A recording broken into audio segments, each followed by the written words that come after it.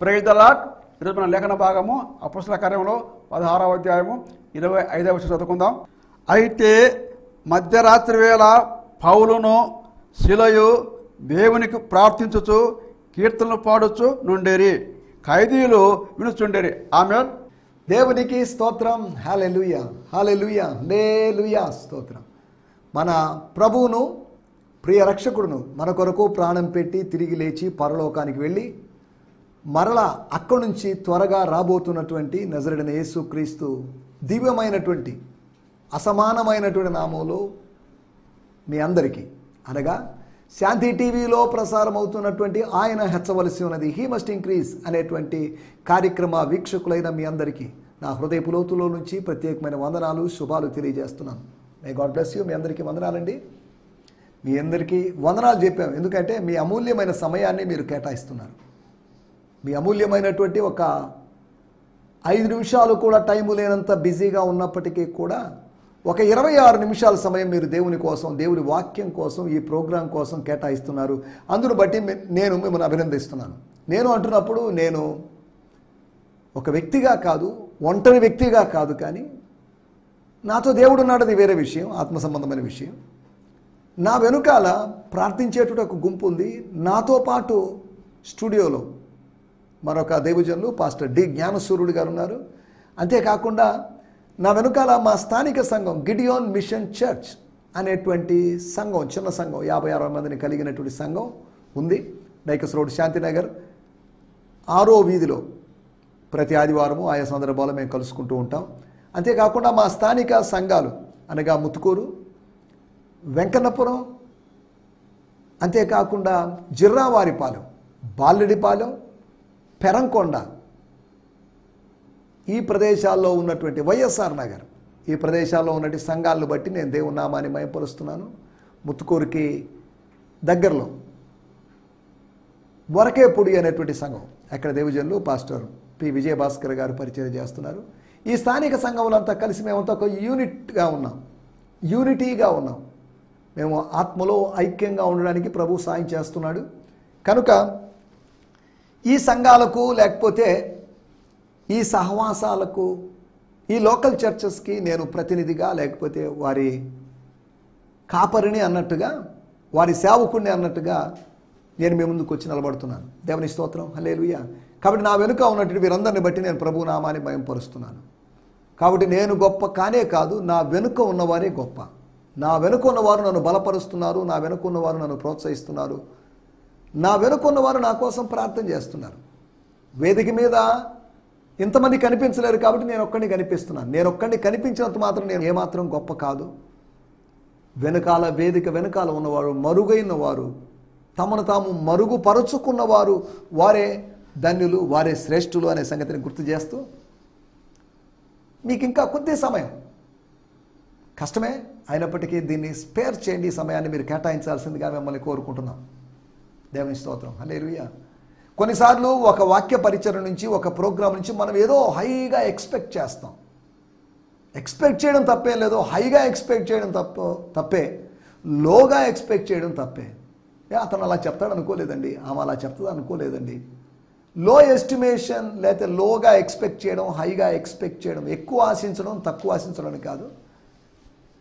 దేవుని కార్యక్రమం, దేవుడి దాసుడు నిలబడి మాట్లాడుతున్నాడు, సందేశం పొందుకుంటాం అన్న ధోరణిలో ఆలోచించాలి తప్ప, ఓహో ముఖం చూసి వాళ్ళు వీళ్ళు ఎప్పుడు చూస్తున్న వాళ్ళే అన్న ధోరణిలో కాకుండా, మీరు చక్కగా ప్రభు దగ్గర నుంచి, we will receive from the word from the lord అనేటువంటి భావనతో, మనుషుల వాక్యం అన్నట్టు కాకుండా, టీవీ స్పీకర్ల వాక్యం అని కాకుండా, దేవుని వాక్యంగా భావించాల్సిందిగా మిమ్మల్ని కోరుతున్నాను. దేవుని స్తోత్రం.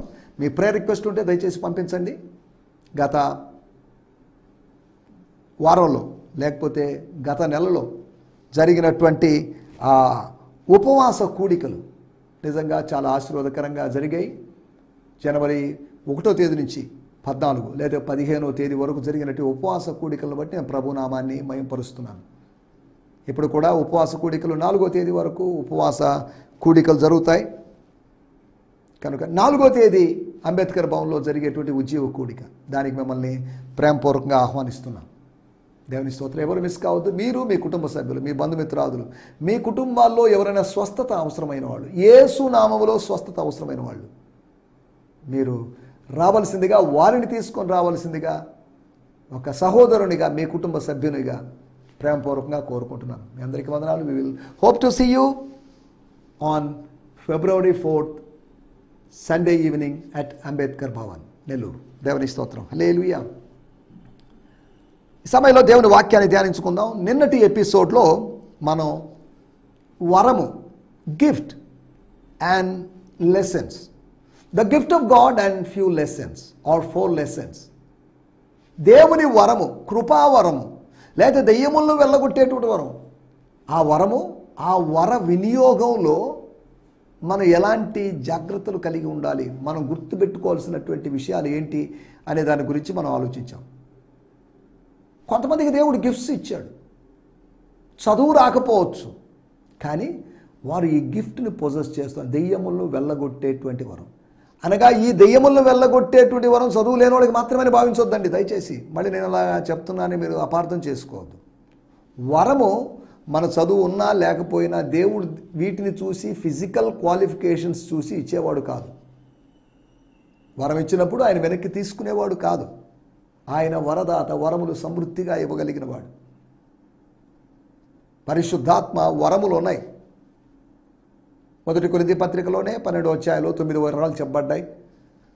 అంతా కలిపి 30కి పైగా వరాలు ఉన్నట్టుగా బైబిల్ మొత్తంలో బైబిల్ పండితులు చెప్తున్నారు. ఇప్పుడు వాటిలోకి వెళ్ళడం లేదు. దేవుని స్తోత్రం. వరముల గురించినటువంటి స్టడీ అయితే పరిశుద్ధాత్మ శాస్త్రం మనం డీల్ చేయడం లేదు. వరము మరియు పాఠాలు, కొన్ని పాఠాలు, 4 పాఠాలు. వరాన్ని మనం వివేచనతో వినియోగించాలని ఎలా చెప్పొచ్చు ఈ పాయింట్ అంటే, ఎందుకు ఇలా చెప్తున్నాను అంటే, అనేక దినములు అతను వ్యాకుల పడిన తర్వాతే ఒక సమయంలో వివేచించాడు. ఏంటిది, ఈ కేకలు ఏంటి, ఈ కేకలు దేవుని మహిమపరచడానికా, లేదా ఆమె ఎవరో పౌలుకు తెలుసో లేదో మరి నాకు తెలియదు, తర్వాత తెలిసి ఉండొచ్చు. తర్వాత లాభ సాధనం పోయిన తర్వాత యజమానులు వచ్చారు, దాడి చేశారు, మ్యాన్ హ్యాండ్లింగ్ చేశారు. కాబట్టి అర్థమైంది, ఓహో వీళ్ళు అనమాట ఈ కేర్ ఆఫ్లో ఇన్ని రోజులుగా ఇలా జరుగుతుందన్నమాట. కేకలు వేస్తున్న ఆమె, ఆ కేకలు పరిశుద్ధమైనవనో ఆయన భావించి మోసపోయాడని కాదు. ఆమె పౌలును మమ్మును వెంబడించి, పౌలును మాత్రమే కాదు మమ్మును అనగా నన్ను, సైలస్ని, యవనస్తుడైన తిమోతిని వెంబడించి ఈ మనుషులు అనగా ఈ 3+1 ఈ 4 మనుషులు సర్వోన్నతుడైన దేవుని దాసులు. దేవుడు సర్వోన్నతుడు. He is most high God. Most high అంటున్నప్పుడు మోస్ట్ హై కన్నా హైయెస్ట్ ప్లేస్ లేదు, హై ప్లేస్ లేదు. అనగా 3వ ఆకాశాన్ని మించిన ఆకాశం లేదు, ఆ ఉన్నతమైన స్థలాన్ని మించినటువంటి స్థలము లేదు. These are the servants.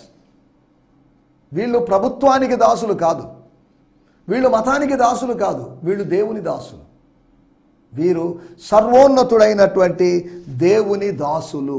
అనగా మా యజమానుడైనటువంటి లూసిఫర్ను పడవేసినటువంటి దేవుడైనటువంటి యెహోవా దేవుడైనటువంటి సృష్టికర్త అయినటువంటి ఆయన్ను సేవించేవాళ్ళు, ఆయన యొక్క కొత్త నిబంధన యాజకులు అని పబ్లిసిటీ. ఆ పబ్లిసిటీ అవసరం లేదు, ఎవరు అడగలేదు. ఎవరు వీళ్ళు, వాళ్ళ యొక్క ఐడెంటిటీ, అస్తిత్వ సంక్షోభం జరగలేదు. ఎవరా మీరు అని అడగలేదు. ఆ సమయంలో ఈ దెయ్యం బట్టిన ఆవిడ చెప్పే అవకాశం ఉంటే చెప్పింటే బాగుండేది, కానీ సందర్భం వేరు. ఊరినే కేకలు వేస్తూ మా వెనకాల వస్తూ, మా వెంబడి వస్తూ, అంటే మా వెనకాల వస్తుంది.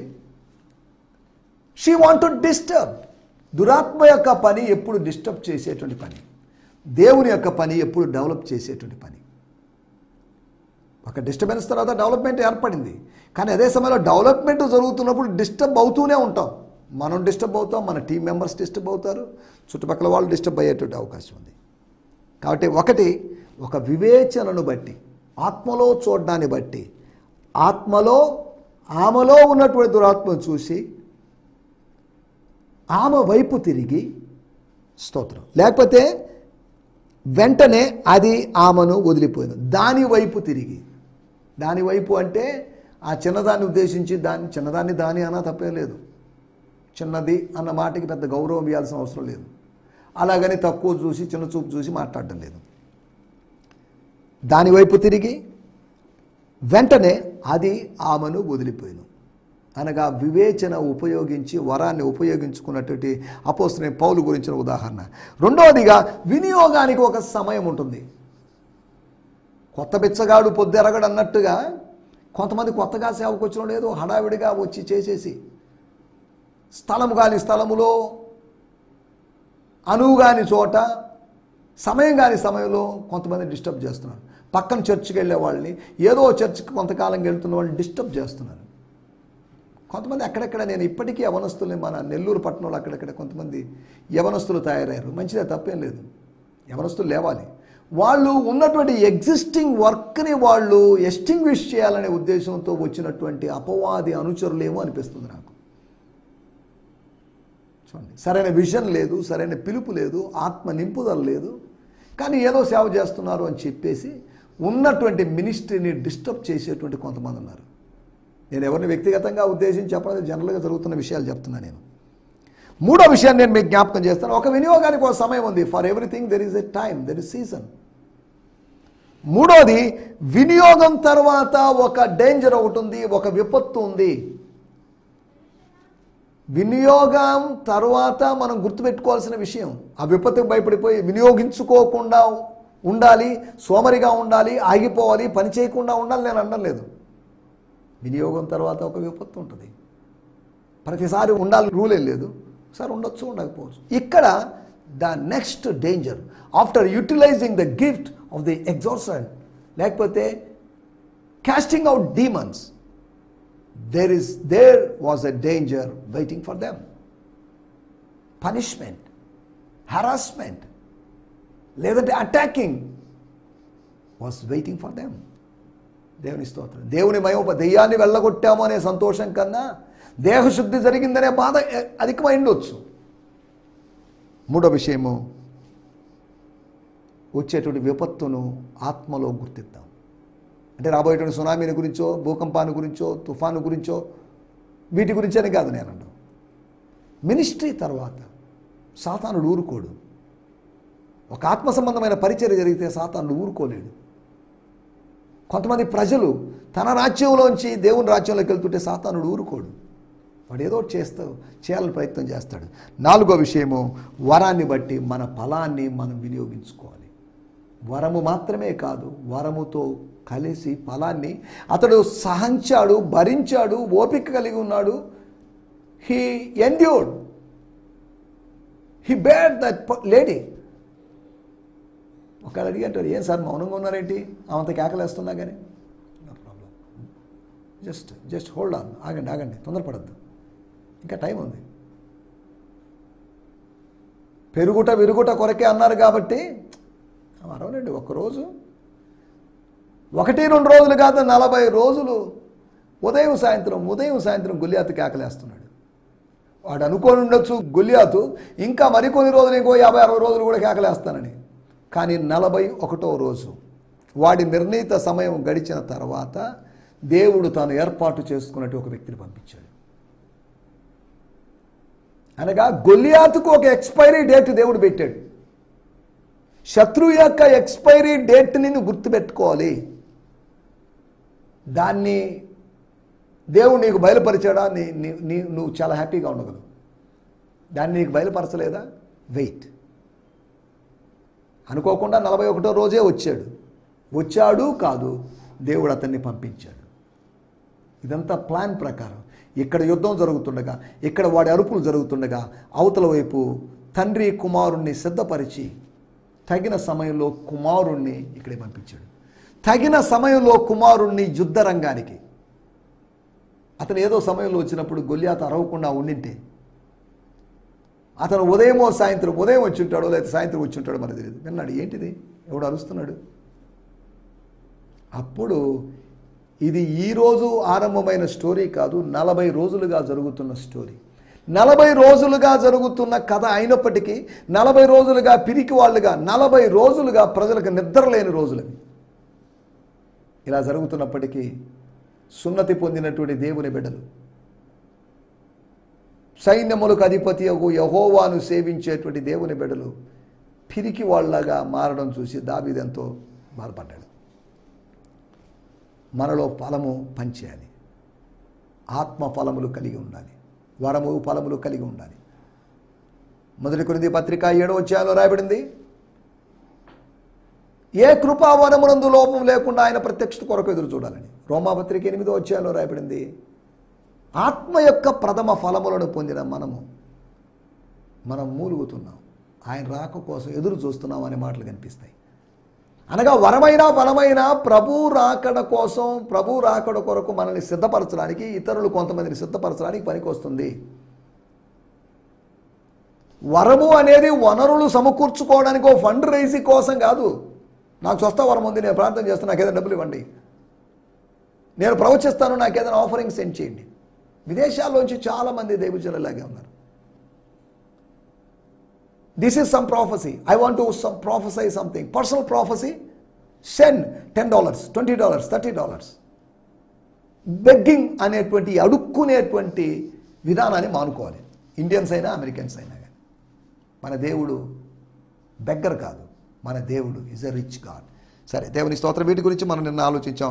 రండి మనం ఈ సమయంలో దేవుని వాక్యాన్ని ధ్యానించుకుందాం. మన సమయం కొద్దిగా ఉంది, 10 నిమిషాలు మాత్రమే సమయం ఉంది కనుక అపోస్తుల కార్యములు 16వ అధ్యాయము 25వ వచనం. అయితే ఇన్ ద మిడ్ నైట్, అంటే మధ్యరాత్రి వేళ,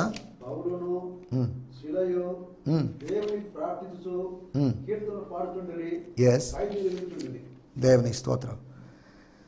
Paul and Silas, undaunted, prayed in the middle of the night and sang songs of praise to God. స్తుతి పాటలు వాళ్ళు పాడారట. While all the other prisoners listened to their worship. వారి ఆరాధనను, ప్రార్థనతో, పాటలతో, స్తుతి పాటలతో కూడుకున్నటువంటి వారి ఆరాధనను అర్ధరాత్రి చెరసాలలో జరిగినటువంటి, ఆ చెరసాల కట్టిన దగ్గర నుంచి ఆ చెరసాలలో జరిగిన మొట్టమొదటి ఆరాధన జరిగిన రోజే ఆ చెరసాల నాశనం అయిపోయింది. ఆరాధన జరిగిన రోజే ఆ చెరసాల తన రూపాన్ని కోల్పోయింది. ఆరాధనలో శక్తి ఉంది.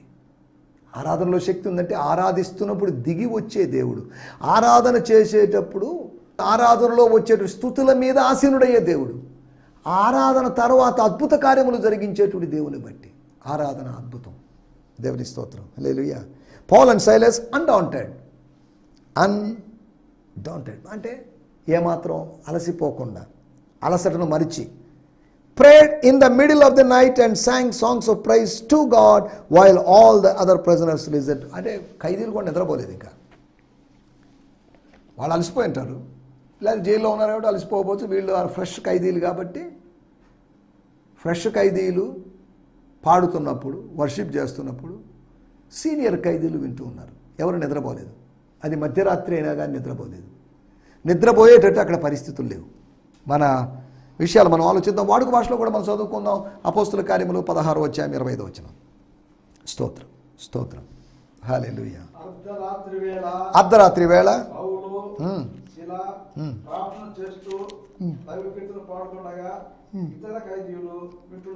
ఎస్, దేవుని స్తోత్రం. హల్లెలూయా. Now about midnight Paul and Silas were praying and singing hymns to God and other prisoners were listening to them. మన టైటిల్ నిద్ర పట్టని రాత్రి. ఏదో హారర్ సినిమా టైటిల్ లాగా ఉందని కాదు. ఆ రాత్రి ఏం జరిగింది?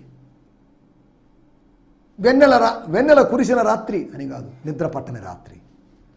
మన జీవితంలో నిద్ర పట్టని రాత్రులు బోళ్ళు ఉంటే ఉండొచ్చు. అదే సమయంలో వెన్నెల కురిసిన రాత్రి అంటే అమావాస్యలు కాని రాత్రుల గురించి మాట్లాడుతున్నారని కాదు నా మాటలకు ఉద్దేశం. నిద్ర పట్టని రాత్రి అంటే ఒక నెగిటివ్ నైట్. అమృతం కురిసిన రాత్రి లేదా వెన్నెల కురిసిన రాత్రి, అమృతం కురిసిన రాత్రి అని దేవరకొండ బాలగంగాధర తిలక్ గారు మంచి కవితల పుస్తకం ఒకటి వేశాడు. అమృతం కురిసిన రాత్రి, వర్షం కురిసిన రాత్రి అని కాదు, అమృతం కురిసిన రాత్రి. ఇక్కడే అమృతం కురవని రాత్రి అనగా కొన్ని పాజిటివ్ డేస్ ఉంటాయి, పాజిటివ్ నైట్స్ ఉంటాయి, నెగిటివ్ డేస్ ఉంటాయి, నెగిటివ్ నైట్స్ ఉంటాయి. కాబట్టి మనం గమనించాల్సిన విషయం. స్తోత్రం. నిద్ర పట్టని రాత్రి ఏం జరిగింది? నిద్ర పట్టని రాత్రి వాళ్ళు మెలకువ పొందుకొని 27వ వచనం రాయబడింది, అంతలో చెరసాల నాయకుడు మేల్కొని, చెరసాల నాయకుడు నిద్రపోయాడు. నిద్రపోకూడదు, నిద్రపోవాల్సి వచ్చింది, నిద్రపోయాడు. తెలియకుండా నిద్రలోకి జారిపోయాడు. వీళ్ళ వర్షిప్ ఆయన వినడం లేదు, వీళ్ళ పాటలు ఆయన వినడం లేదు. ఏం జరుగుతుందో అతనికి తెలియదు. అతనికి నిద్ర పట్టిన రాత్రి, అకస్మాత్తుగా ఉలికిపడి లేచిన రాత్రి. వీళ్ళకి నిద్ర పట్టని రాత్రి. నిద్ర ఎలా పడుతుంది? అనువు కాని చోటు ఉన్నాగా, ఆ స్థలంలో ఉన్నాగా, స్థలము కాని స్థలంలో ఉన్నప్పుడు నిద్ర ఎలా వస్తుంది? గమనించాల్సిన విషయం. నిద్ర పట్టని రాత్రుల గురించి నేను మీకు కొన్ని విషయాలు జ్ఞాపకం చేస్తాను.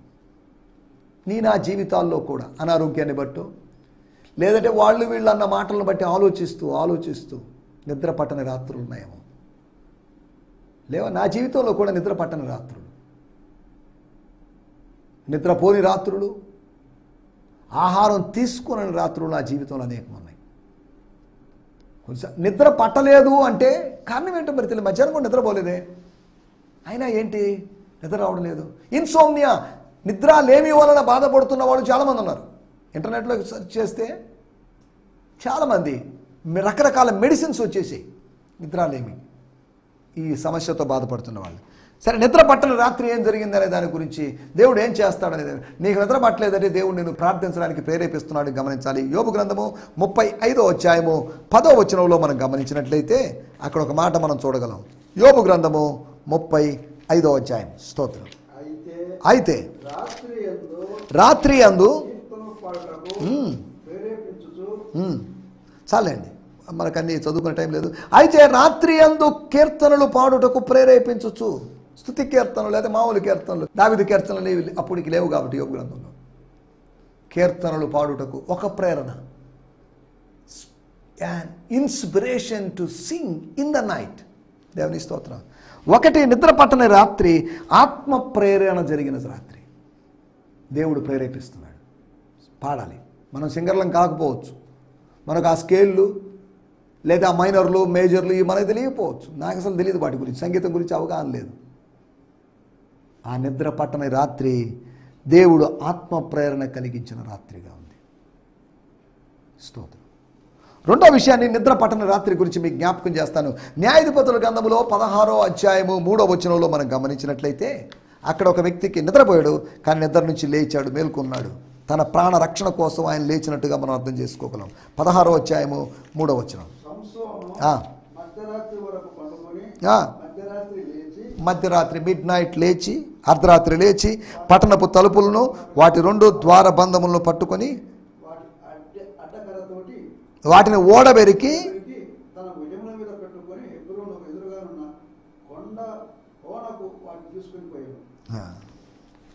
ఏదో సినిమాలో చూపిస్తే గ్రాఫిక్స్లో చూపించారనుకుంటారు. ఇక్కడ వాక్యంలో చెప్పారంటే గ్రాఫిక్స్లో చెప్పబడిన వాక్యం కాదు ఇది.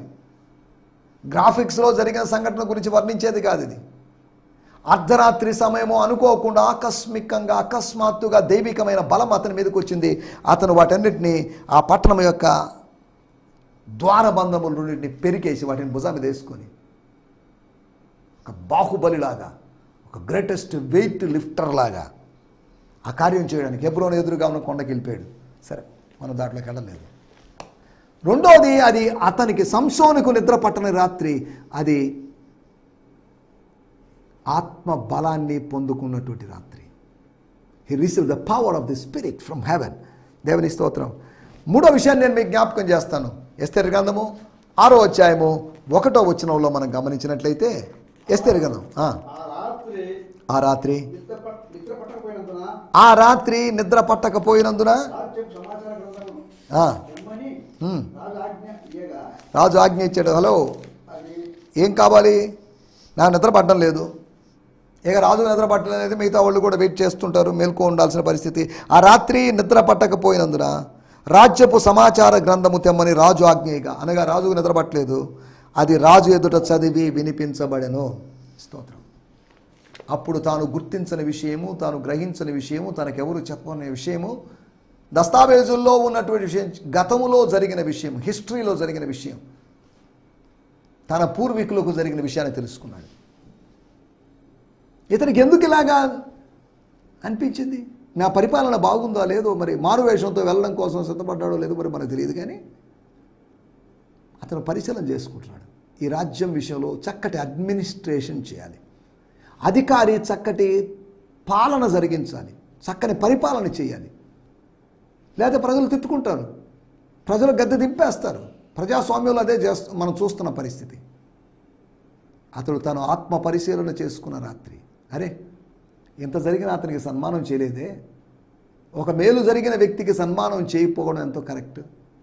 నో, మేలు జరిగిన వానికి, మేలు చేసిన వానికి సన్మానం చేయాల్సిందే అని తనను తాను తన పరిపాలన గురించి పరిశీలన చేసుకుని సెల్ఫ్ ఎగ్జామినేషన్ చేసుకున్నటువంటి అహష్వేరోషు రాజు మొర్దెకైని గణపరచాలని తీర్మానం తీసుకున్నాడు.